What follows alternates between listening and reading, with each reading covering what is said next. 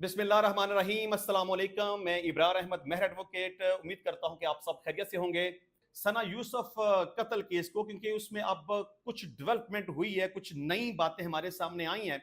एक तो ये कि मुलजिम गिरफ्तार हो चुका, उसकी कन्फेशन आ चुकी, पुलिस के सामने उसने अपने जुर्म का इकरार कर लिया और इसके साथ उसे आज रिमांड के लिए अदालत के सामने पेश किया गया। तो अदालत ने मुलजिम को 14 रोजा रिमांड पर जेल मुंतकिल कर दिया और हुक्म दिया कि इसकी शनाख्त परेड की जाएगी। अब आपके जहन में दो मुख्तलिफ किस्म के सवालात आ रहे होंगे कि अगर मुलजिम ने पुलिस के सामने अपने जुर्म का इकरार कर लिया है तो अब क्या होगा, इसकी कानूनी हैसियत क्या होगी? क्या जो उसने इकरार कर लिया, अपने जुर्म को कन्फेस कर लिया, तो क्या अब उसको सजा दी जाएगी या इसका ट्रायल भी होगा?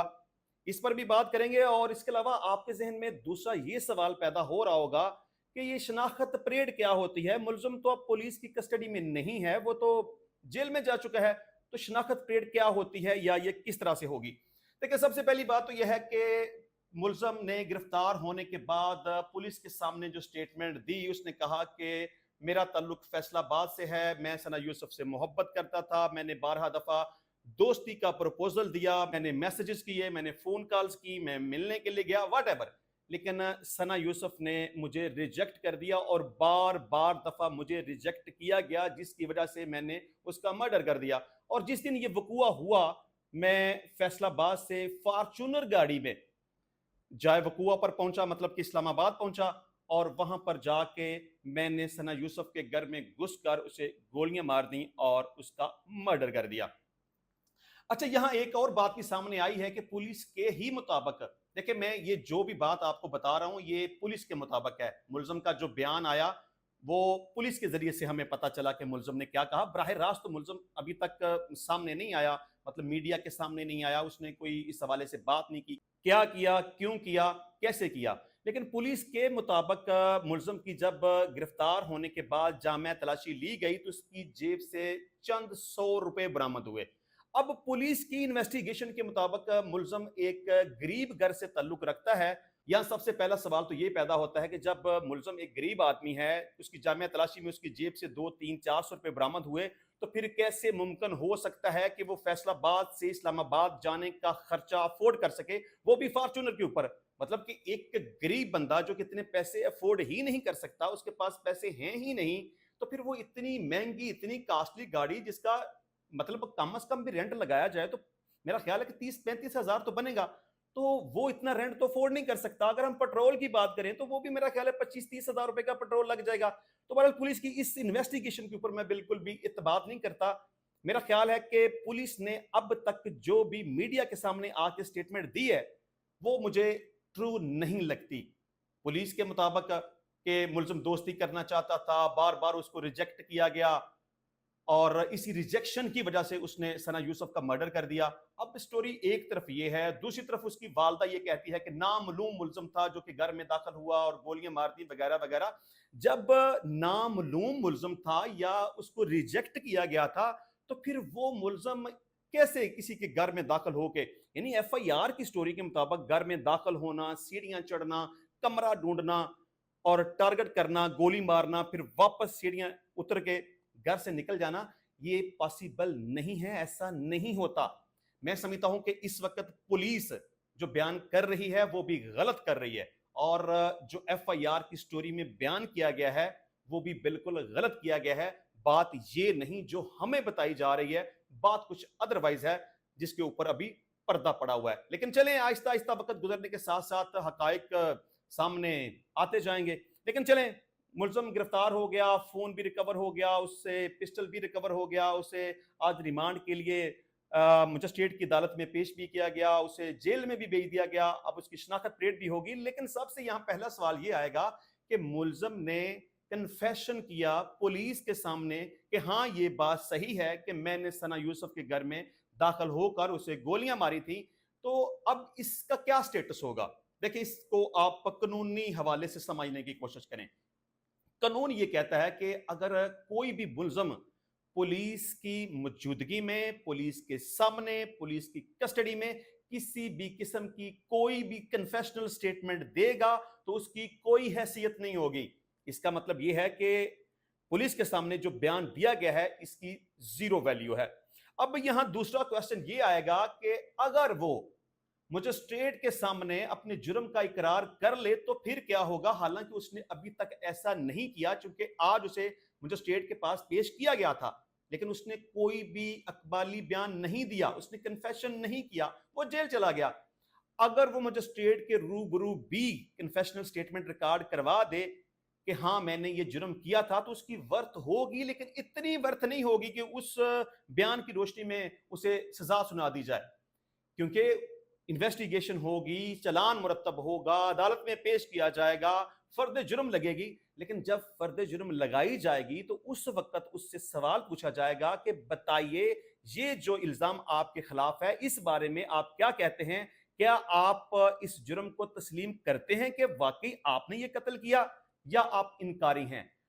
तब अगर वो मुल्जम सेशन कोर्ट में इकरार कर ले, कन्फेशन कर ले कि हाँ मैंने ये जुर्म किया था, तो फिर उसको फौरी तौर पर सजा हो जाएगी। अदरवाइज पुलिस के सामने अगर बयान दिया गया हो तो कोई सजा नहीं होगी। मजिस्ट्रेट के सामने बयान जो दिया जाए उसकी वर्थ तो होगी, उसकी वैल्यू तो होगी, लेकिन सिर्फ उस बयान की वजह से किसी भी मुल्जम को सजा नहीं सुनाई जा सकती। अब मुल्जम को जेल भेज दिया गया है, उसकी आइडेंटिफिकेशन परेड होगी, मतलब कि उसकी शनाख्त परेड की जो कार्रवाई है वो जेल के अंदर होगी।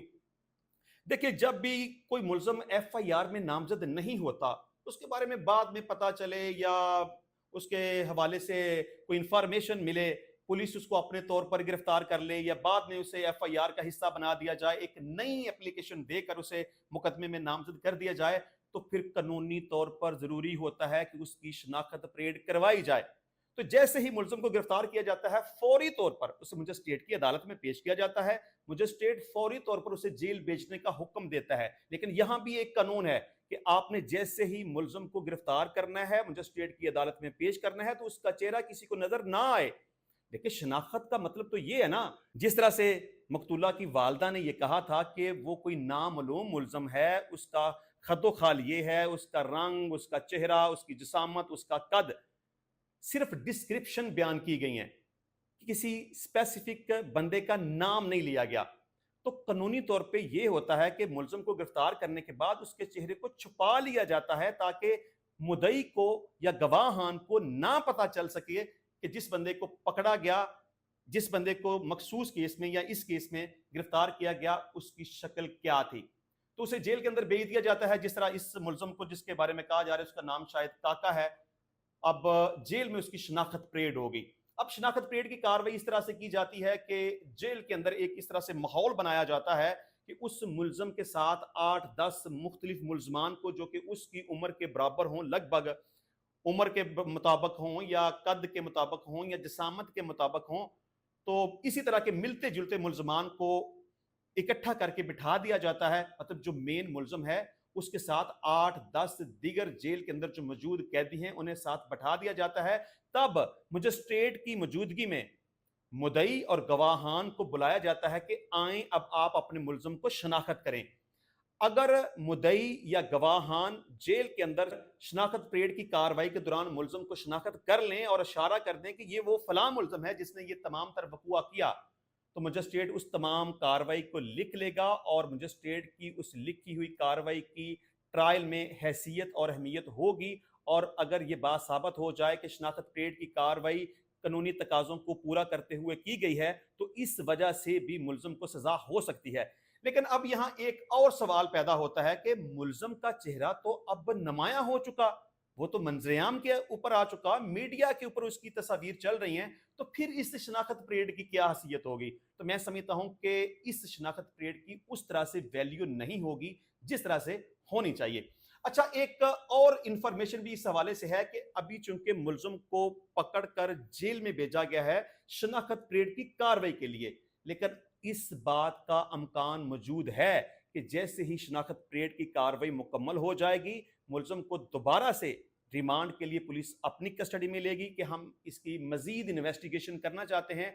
तो ड्यूरिंग इन्वेस्टिगेशन एक ड्रामा करके, एक प्लानिंग के तहत उसका इनकाउंटर कर दिया जाएगा, क्योंकि पुलिस हमेशा जब भी पुलिस मुकाबले में किसी को मारना होता है तो वो एक तरह की ही कहानी बयान करते हैं कि जी मुलजम को पकड़ के हम कहीं लेके जा रहे थे इन्वेस्टिगेशन के पर्पस के लिए, किसी दिगर मुलजम को गिरफ्तार करने के लिए या उससे किसी किस्म की कोई बरामदगी करने के लिए। तो मीनवाइल उसके साथियों ने अपने उस साथी को जो कि कस्टडी में है छुड़ाने के लिए पुलिस पार्टी के ऊपर अटैक कर दिया। और इसी दौरान जब क्रॉस फायरिंग हो रही थी तो जो कस्टडी में मुलजम था वो अपने साथियों की तरफ भागा और अपने ही साथियों की गोली का निशाना बन के वो जाँ बहक हो गया। तो अब जो सूरत हाल समझ आ रही है या नजर आ रही है, या इस हवाले से जो इंफॉर्मेशन मिल रही है वो ये है कि पुलिस इस मुलजम को जब रिमांड के लिए अपने पास लेके आएगी तो अमकान है कि उसे इनकाउंटर में मार दिया जाएगा। इंशाल्लाह मिलते हैं नेक्स्ट टाइम नई वीडियो में नए टॉपिक के साथ। तब तक के लिए इजाजत दीजिए। अल्लाह हाफिज।